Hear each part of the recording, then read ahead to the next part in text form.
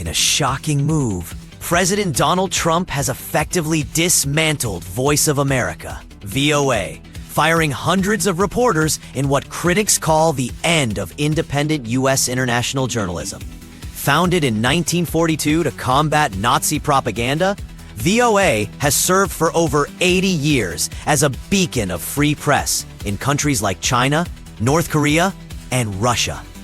But now, more than 85% of its workforce, over 1,400 journalists, have been laid off under Trump's directive to shrink what he calls a biased and dysfunctional agency.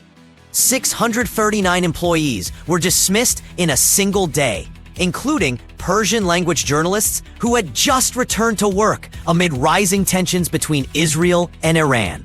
One group reportedly went out for a smoke break, only to find themselves locked out, their employment terminated. Gary Lake, appointed by Trump to oversee the U.S. Agency for Global Media, USAGM, issued the sweeping layoff order, claiming it was part of Trump's agenda to eliminate federal media influence.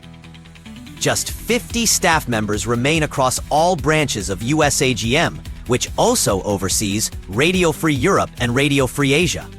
Critics, including longtime VOA journalists, warn this is a calculated blow to American soft power. They argue that these outlets represent core democratic values in regions where press freedom barely exists.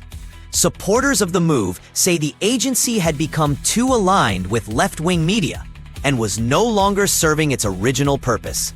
Whether you see this as reform or sabotage, one thing is clear. This marks the end of an era for America's voice abroad.